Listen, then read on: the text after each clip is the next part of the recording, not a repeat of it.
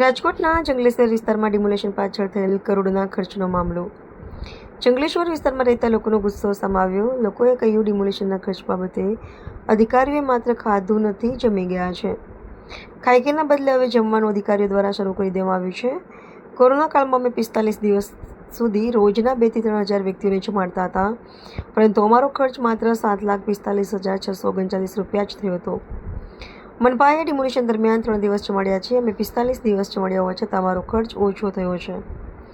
કોર્પોરેશને મિજબાની કરવા જ ડિમોલિશન કર્યું હોવાની આશંકા વ્યક્ત કરાઈ. ડિમોલિશન દરમિયાન હરિસિંહ સુચરિયા, પરસોત્તમ પીપળિયા, જયેશ ઉપાધ્યાય સહિતના સામાજિક આગેવાનોએ ભોજન તેમજ પીવાનું પાણી પૂરું પાડ્યું હતું. ભાવનગરનું SS ગ્રુપ બાબરિયા વિસ્તારમાં કાર્યરત. જનતા ગ્રુપ દ્વારા સતત 3 દિવસ સુધી ફ્રૂટની સેવા આપવામાં આવી હતી. 23 તારીખથી લાઇટ જતી રહી હતી. 23 તારીખથી લઈ 26 તારીખ સુધી સતત બોલબલા ટ્રસ્ટ દ્વારા લોકોને જમવાનું પણ પૂરું પાડવામાં આવ્યું હતું. ડિમોલિશન પાછળ થયેલા ખર્ચના બિલની વાતો સાંભળતા જંગલેશ્વર વિસ્તારના રહેવાસીઓ હાલ અચરજ પામી રહ્યા છે. રિપોર્ટર ભરત ભરડવા સાથે રોહિત ભોજાણી, રાજકોટ. મારું નામ મયુર લાવડિયા. શું કહેશો, જે ડિમોલેશન થયું તેમાં લાખો રૂપિયાના બિલ બનાવવામાં આવે છે કે કૌભાંડની વાત થઈ રહી છે, તમને શું લાગે? અમને તો અત્યારે અચરજ જ લાગે છે એકદમ. કેમ કે તમે 2 દિવસથી આ બધું જોતા જ હશો. રોજ નવું આવે છે. 27 લાખનું જમણવાર, પછી આ 12 લાખનું પાણી, 6 લાખના મંડપના ખર્ચા. તો અમે ચકરી ખાઈ ગયા છે. કેમ કે આ જ્યારે આ ડિમોલેશનનો ટાઈમ હાલતો હતો ને, ત્યારે અઢળક સેવાભાવી સંસ્થાઓ સેવા માટે આપવા માટે આવી હતી. જેમ કે હરિસિંહ કરીને છે ગુરુદ્વારવાળા, એની 4500 ખાલી પાણીની બોટલ આવી હતી અને 3000 કીટ જમવા માટેની આવી હતી. ત્યાર પછી SS કરીને ગ્રુપ હતું ભાવનગરનું, એની છોટા હતી ને એક ખટારો ખાલી કીટ આવી હતી.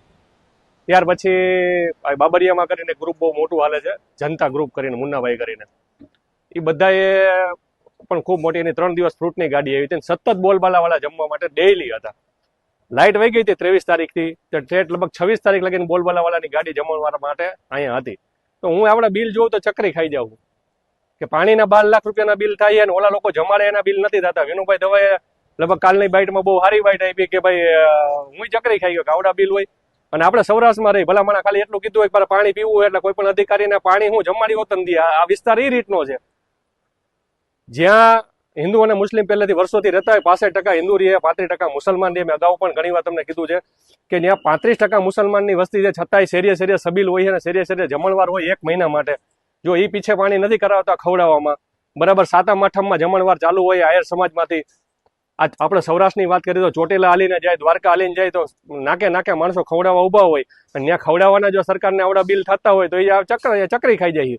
તો આ તો સારું કહેવાય નથી થતું. બાકી 1000 માણસો કોઈ નો કરે નારાયણ ને 1000 માણસો મરી ગયા હોય અને જો પબ્લિકને નહીં ને આ લોકોને જો અગ્નિદાહ દેવાનું થયું હોય તો લાકડાનું બિલ ચંદન જેવડું કરી દે.